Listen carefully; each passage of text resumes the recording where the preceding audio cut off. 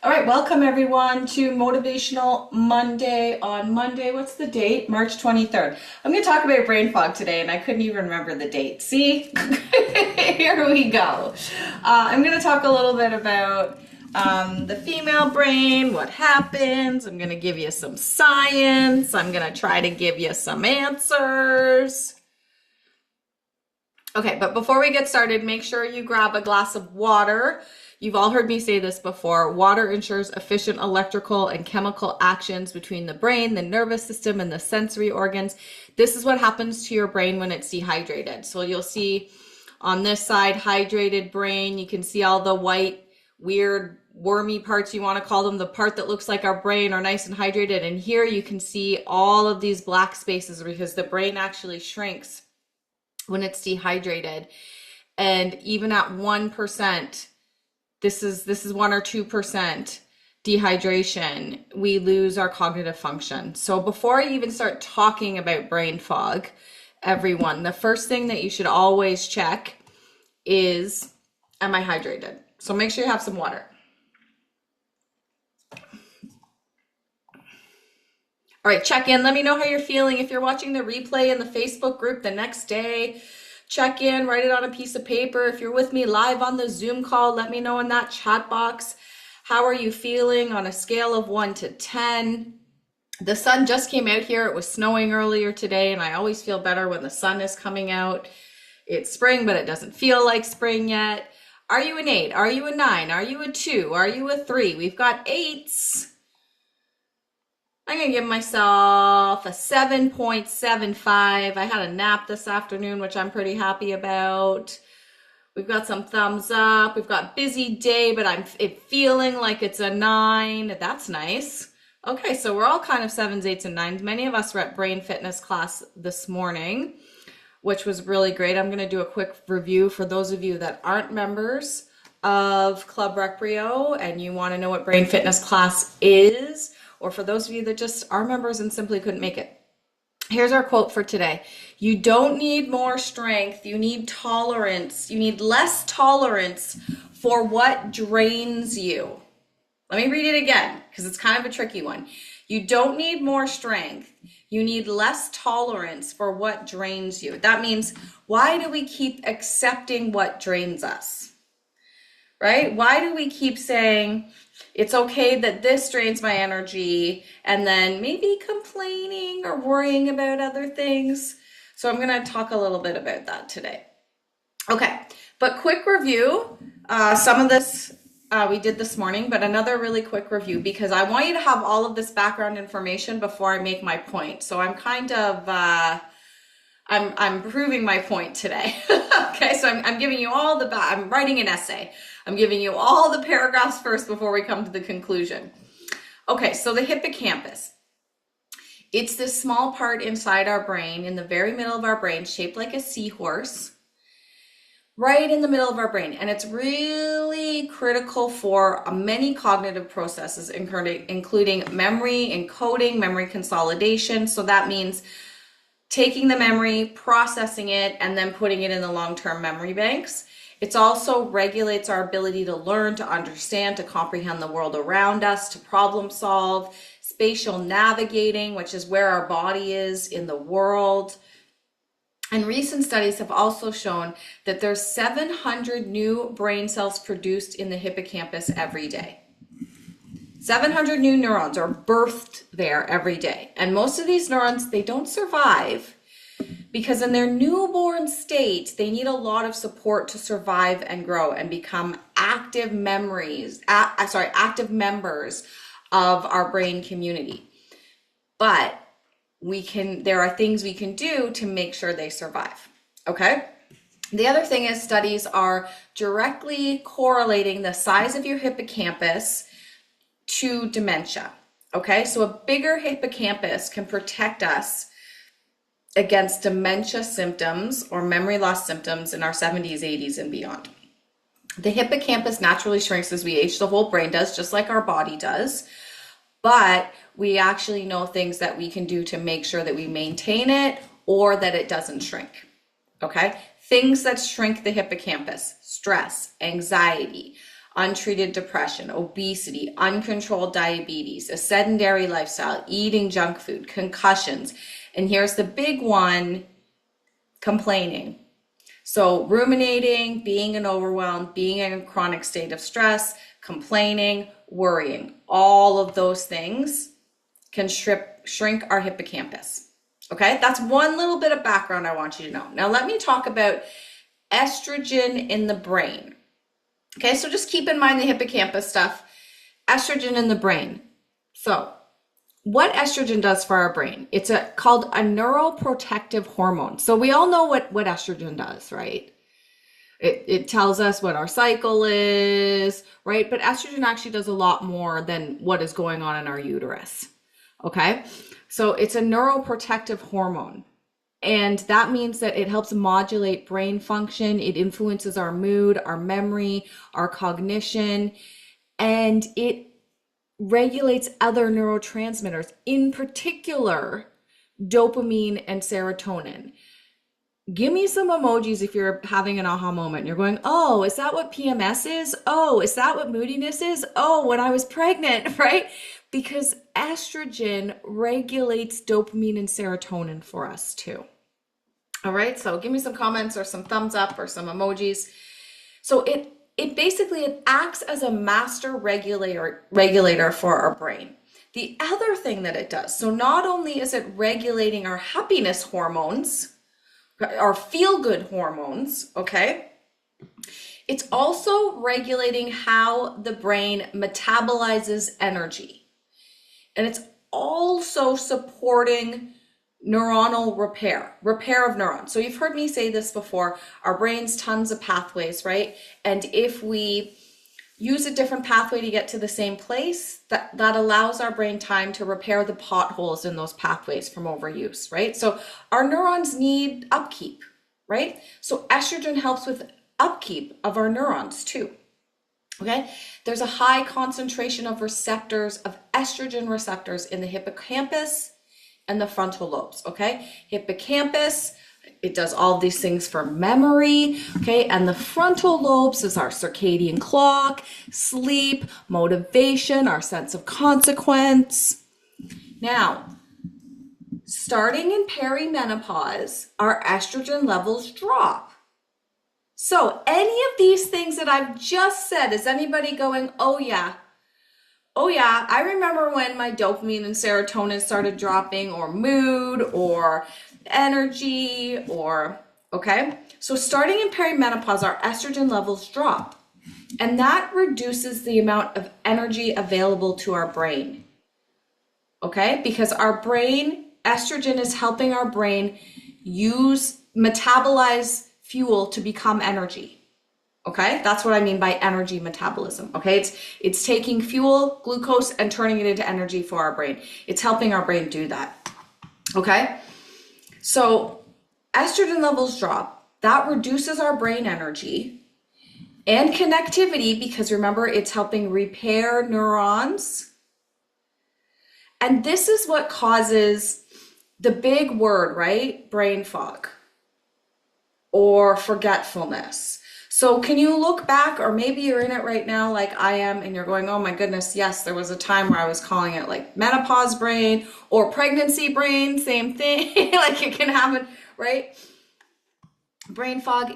It can also be anxiety, depression, panic. These are all symptoms that happen when our estrogen levels start to drop. And for many years, right? For many, many years, doctors or science didn't recognize that anxiety or brain fog was a symptom of perimenopause and menopause, right? The only symptoms that really were talked about was heat flashes.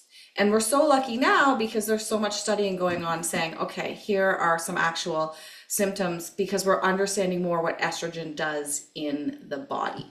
And I'm not just talking about the moments you're in perimenopause. This is your brain for the rest of your life, right? So I'm going to say it, I'm going to keep saying it. Midlife isn't just your 40s and 50s. Midlife is all of your active years, right? So midlife could be 40 to 90. All right, it could be to 95. It's until you really start slowing down. We are aging differently now. And the other thing that we were told by science and doctors for a really, really long time is once you stop menstruating, that's it, it's over. You just go back to normal, right? So, oh, I'm past menopause. These aren't my issues anymore. There must be another reason I have forgetfulness. There must be another reason I have brain fog. There must be another reason why the inside of my ear is so itchy. Okay? But that's not how our body works. It's not like all of a sudden, okay, we're going to go back to normal. We're going to have a couple of years of perimenopause and menopause, and then it goes back to normal. But we were also told that, right? Yeah, we've got here. That is what we were always told in the chat box. Yeah, and we've got some thumbs up. We've got some frustrated face emojis. That's right. So let's learn a little bit more about our brain with some of these new studies that have happened.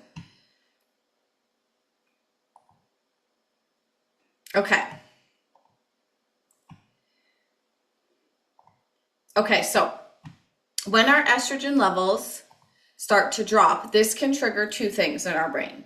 Okay, one is our brain starts to get confused because it goes, I don't understand why I'm not getting the same amount of energy. Why all of a sudden am I getting lower? Why all of a sudden am I not getting the same amount of brain food, the same amount of energy?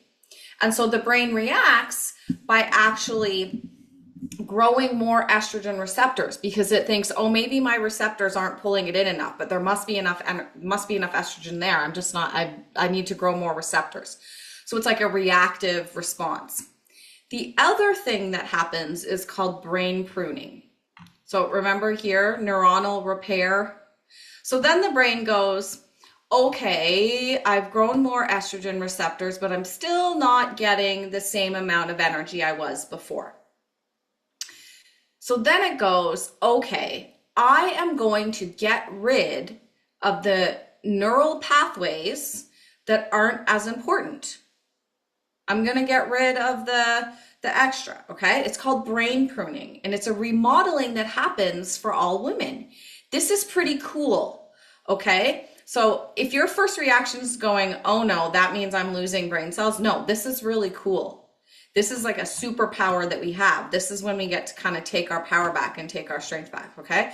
So this brain pruning, this natural rewiring process, right, leads to changes in energy. Well, we're pruning in this time of life, changes in energy. It can cause brain fog, memory issues, mood swings. Yes, that's true. However, the brain is pruning unused pathways. So it's saying, I don't want to waste my energy on this, the energy that I have on this.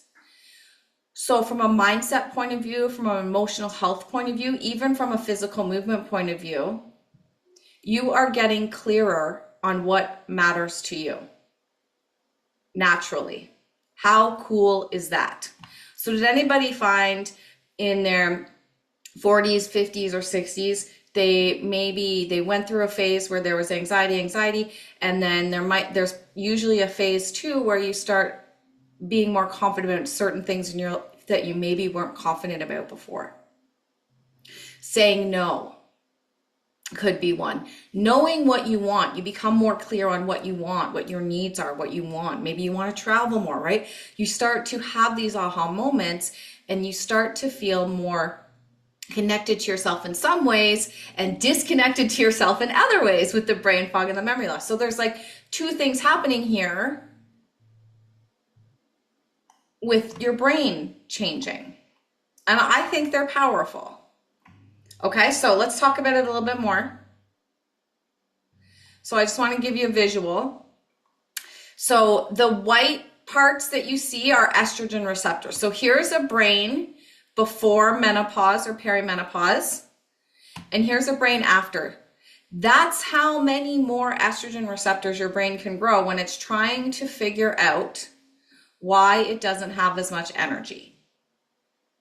It's going, I need more estrogen, so I'm going to grow more receptors to have more estrogen. But here's the thing. The neural pruning makes our brain say, okay, I don't need as much energy. I'm going to be a bit conservative here because I'm going to decide which pathways are important. So that's one really good thing.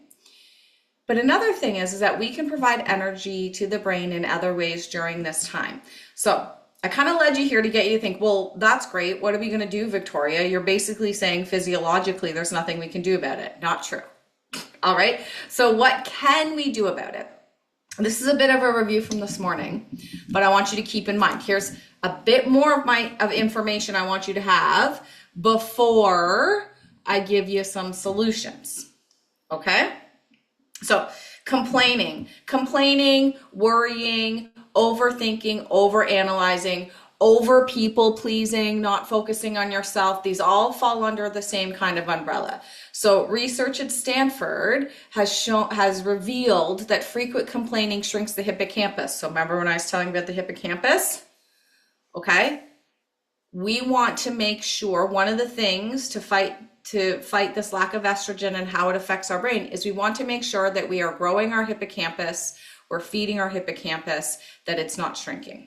Okay, because it's going to counteract the brain fog, the forgetfulness, and these sorts of things. Okay, so even if you listen to complaining for 30 minutes, it triggers a cortisol release, heightened stress, and that shrinks your hippocampus. It disrupts sleep, it raises blood pressure, it compromises the immune system, it increases heart disease and obesity risk. Those are all of the things that were risk factors for a shrinking hippocampus.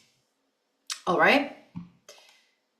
Now, another study looked at burnout, overwhelm, and ruminating. So similar thing. We talked about this one this morning in brain fitness class. They had people go through a stressful task. They measured their cortisol levels. Then they let them go away for a couple hours. They asked them to come back. They asked them to do another stressful task. They asked which of them thought about the stressful task in the 2 hours in between. The ones that were ruminating on the first stressful task, their stress response to the second task was higher. They had higher levels of cortisol. So complaining, overwhelm, burnout perpetuates higher levels of cortisol. This is called chronic stress. When we're in states of chronic stress, our brain never gets a break. Okay, so why does this, overthinking, we flood our brain with adrenaline as well, okay? Your brain thinks the stress is still going on. Your body stays in chronic stress. You react faster. You react with more cortisol and adrenaline the next time something triggers your stress on top of your chronic stress. And this becomes what? Anxiety, panic, worry. Now, what does this mean for us? Okay, so quick review, because I know I just threw a lot at you. Hippocampus size matters. Complaining, burnout, lack of physical activity, diet affects the size of our hippocampus. Hippocampus is for memory, cognition, sleep, new neurons. When we hit perimenopause and beyond, our estrogen levels, okay, we don't grow new neurons as quickly. We lose an energy source for our brain. So our brain gets brain foggy, forgetfulness, because it doesn't have as much energy fuel sources to process. Okay, keep all that in mind. We're connecting the dots here. So what does this mean? What does this mean for midlife women? And I mean midlife is basically anything 35 and beyond. So here's the thing. Our brains are already struggling with remodeling, right? With that pruning, with that neural pruning that happens with the lack of estrogen. Our brains are also struggling looking for a fuel source for brain energy, because our brain is the organ that burns the most calories out of any of our organs in our body. Our brain burns more calories than our hearts. Our brain burns more calories than our lungs. Okay, so our brain is always looking for energy. When we worry, we complain, or we ruminate, it causes the brain to use energy sources, energy stores that could be used towards something else. So when we're worrying, complaining, ruminate, overwhelm, those sorts of things, the brain is saying, I only have so much energy stores, but you're telling me that I should be using those energy stores on worrying and complaining. So, okay, I'm going to use those energy stores for that. I'm not going to focus on cognition or memory. All right. So this directs connectly to feeling more emotionally reactive. Remember, estrogen is also regulates serotonin and dopamine. We have trouble shaking off stress. We have sleep disruption, especially after stressful days. Okay, we have hormonal shifts, right? So those estrogen shifts are amplifying our stress sensitivity. Our hippocampus could be shrinking. So here's the other thing. In this time of life, for many of us, in those 30s, 40s, 50s, 60s, 70s, and 80s, it's that whole thing where if you were a mom or if you were a main breadwinner, which a lot of us are, right, in the younger years of our midlife, then we kind of transition into that sandwich generation, right, of maybe becoming a caregiver for our partner or for our parents. There's a lot of stress on women, right? Can we all agree? Whether you have kids or not, whether you're married or not, there are in this midlife time of our life, there's pressures on us to work, to be a caregiver, to be a good friend, right? To get promoted at work, to be a good volunteer, to be a good community member, anything else, throw it up in the chat box, right? So we have all of that, all of our lives,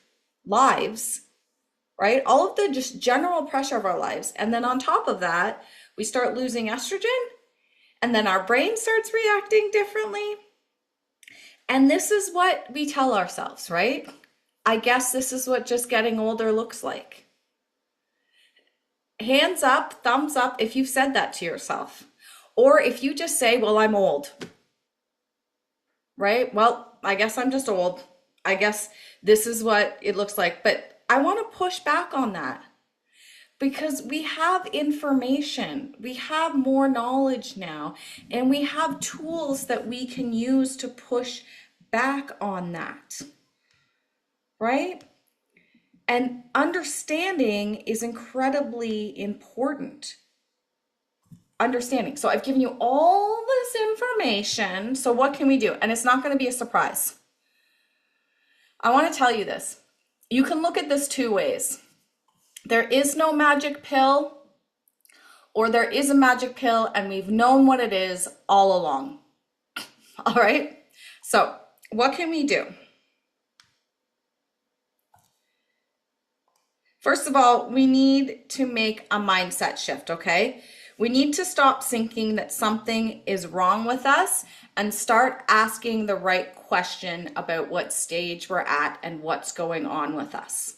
These are normal things, okay, that's going on in our brains and our bodies. And it's not wrong. There's nothing wrong with us. Where am I at and what kind of support do I need? Yes, look for solutions. I want to tell you this one other stat too. Over 80% of women experience neurological symptoms such as forgetfulness, difficulty concentrating, and mental fatigue during midlife. 80%, over 80% of women experience brain fog. That's a lot. I mean, that's a massive number. That's pretty much everyone. Here's another one I want to tell you. I didn't make a slide for. The highest suicide and depression rates in the world are women between 40 and 70. That's not a coincidence. That's not a coincidence, right? So we need to acknowledge the phase we're in and get the support and find the solutions that we need. So, okay, there is no magic pill, but there is a magic pill, if you want to call it that. And that's not okay. That's right, it's not okay. Thank you for writing that in the chat box, Vicky. That's not okay. So listen, there is no magic pill, but there is a magic pill. The magic pill that you're looking for is motivation, okay, to do these things. So nutrition. Now, if you're a member of My Rec Rio, or if you've done any of the challenges, I work with a really awesome nutritionist. Her name is Louise Carr. We do 21-day challenges a couple times a year. She comes in and teaches. So I have in brackets here Louise, because Louise is really the midlife women's nutrition expert that I work with, and she's amazing. And she says focus on fats, fiber, and protein, lots of vegetables, fish, and olive oil. Okay? I mean, it goes way deeper than that, but we actually need to change the way we eat. Okay? We need to change the way we eat. We can do that. We just need to be motivated to find some new recipes, to try some new things. Okay? We can do that. We can easily do that. We can start to change the way we eat. We started eating like an adult and didn't eat kid food when we were like 12 or 13, right? So we need to eat differently for the phase of life that we're in. Sleep, I know, but we need to get 8 hours of sleep, okay? That sleep is really important to stabilizing memory and giving our neurons time to repair. Okay, so remember, less estrogen, less neuronal repair. We need the sleep. Exercise. We need to work out differently. Okay, do you remember? In your 20s and 30s when you would just go full on, right? Work day, errands, dinner, workout in the morning, maybe another workout in the afternoon. You'd be present, right? You didn't have to think about energy, you just had it. And then all of a sudden it started slowing down and becoming something different, right? Do you remember that? So when you notice changes in your life, you need to look at the basics of health and change them to go hand in hand with the changes in your life. But this isn't, I'm going to go on a soapbox again, right? Because this isn't what the wellness industry keeps telling us isn't right for the most part. It's changing now. But for many, many years, it was work out harder, do more calisthenics, do more jumping jacks and burpees, work out. You have to work out more often, right? You have to work out like you were in your 20s. You have to diet the same way you did in your 20s. There wasn't nutrition plans and workout plans that were designed for women over 40 that were actually science-based, that weren't, oh, just stop lifting weights and do cardio, right?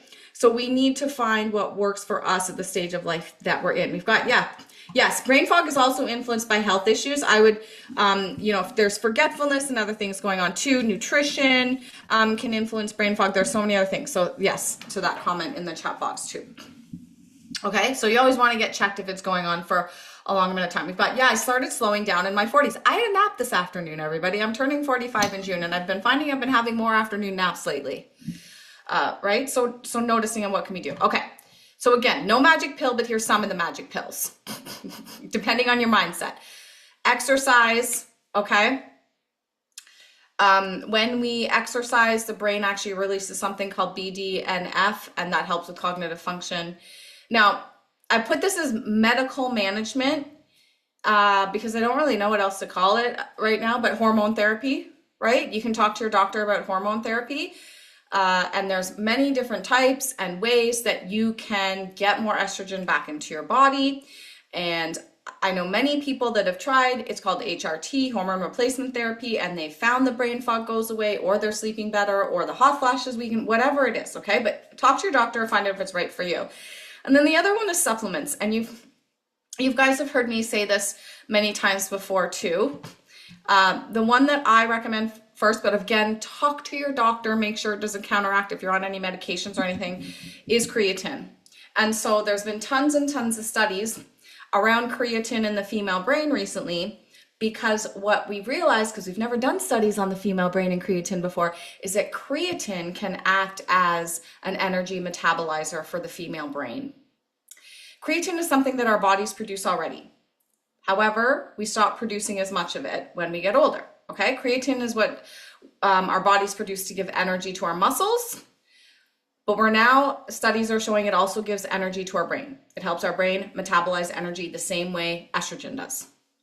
So a creatine supplement, the studies are really great. They've been going on for a while. They're telling us how the creatine works. The creatine acts the same way, a similar way that the estrogen does to help your brain get more energy.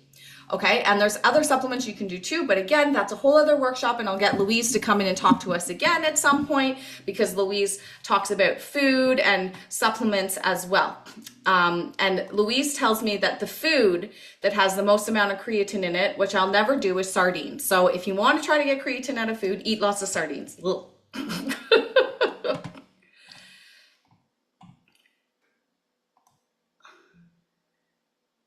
So this is kind of my final message to you. First of all, today was about knowledge of knowledge. I hope you learned something new about estrogen in the brain, or how your brain works, how the female brain works, what brain fog is, how important it is to lighten up our lives. because it's a huge stress on our brain and our adrenal glands in this time of life, which is also a very pressurized time of life for many of us, depending on the pressure to be a caregiver, the pressure to be amazing at your job, whatever it is. There are pressures that women face in this time of life, but we need to check in, get support, find moments where we're letting ourselves heal and regenerate and we're not stuck in overwhelm and burnout. So here's the thing.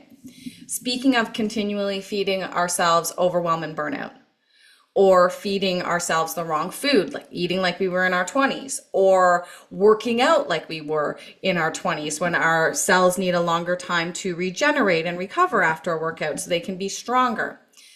Your brain and nervous system are responding perfectly to the signals they are receiving. Let me say it again. Your brain and nervous system are responding perfectly to the signals you are giving them, whether it's nutrition, whether it's exercise, whether it's mindset, complaining, overwhelm, habits. Your brain is still perfect. It's still responding to the signals it's giving. You need to change the signals.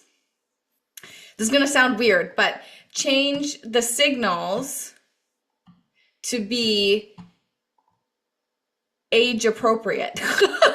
Okay? So change the signals. So this is what I want to say about if anybody out there watching in the Facebook group, and you're really thinking about trying to figure out what my other online classes are like, just come and try it, because it is specifically designed for women 40 plus to give your brain and your body the right signals, to teach you about nutrition, to teach you about exercise, to have community and support and accountability, right? So keep coming to classes. Those of you that are members, keep writing in the chat box, keep talking to each other on our live Zoom calls. That's why I do the live Zoom calls and not just pre-recorded classes all the time, because I want us to feel connected and to be able to learn from everybody's life experience, not just mine. Right? So feed your brain, change the signals to your brain. And I hope today gave you some, maybe some aha moments about, oh, that's why for like 5 years I cried every day, or that's why I feel this way, right? Again, we don't need to just accept getting older. The more we know about ourselves, and it's a very powerful time to get knowledge about what it's like to be a woman at any age right now. Let's use that knowledge to our benefit. The knowledge is the magic pill, changing the signal to our brain with the knowledge we have. That's the magic pill. But again, there's no magic pill. It's always going to be food, exercise, nutrition, maybe some supplements, sleep, and hydration. All right, everybody. So let me know in the chat box how you are feeling now. And if you are watching the replay, let me know in the chat box underneath the Facebook group how you're feeling now. And if there's any topics that come up for you around this topic that you want to learn about, always pop me an email or put a message in the Facebook group and let me know what you want to learn about. I've got in the chat box, sardines? Nope. I'm not doing sardines. I'm not doing sardines marketing. Me either. We've got the blah emoji. We've got some thumbs up emojis. Yeah. I had an aha moment when I started learning this stuff, because I almost went like, oh, I can stop blaming myself. Because the way I was blaming myself was, you're lazy, just get over yourself, just be more motivated, Victoria, get out of your own way, like all of these kind of ways that are supposed to motivate us, but we end up judging and shaming ourselves, right? So, okay, this is the stage of life I'm in right now. How am I going to support it? Yeah, we've got, I'm inspired, I'm feeling inspired to eat better. Yeah, I hope people are inspired to sleep better. We've got heart emojis. So again, if you're watching the replay, give me some reactions too, because I'm really curious if you had an aha moment.